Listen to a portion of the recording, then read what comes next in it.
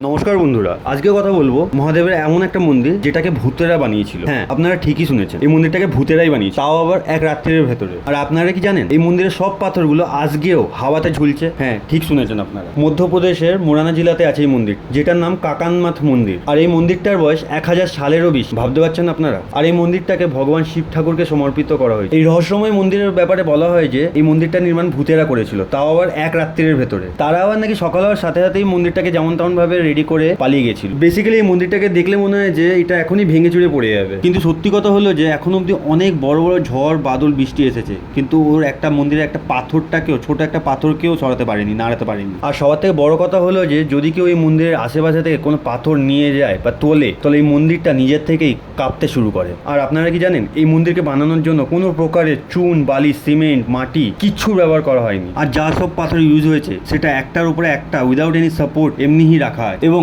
এই মন্দিরে যেসব পাথর ইউজ হয়েছে সেটা আশেপাশের কোনো জায়গায় পাওয়া যায় না, মানে দূর দূর অব্দি ওরকম পাথর কোনো জায়গায় পাওয়া যায় না। এবার তাহলে কোশ্চেনটা হলো যে এত পাথর আর ওই টাইপের পাথর আসলোটা কোথা থেকে?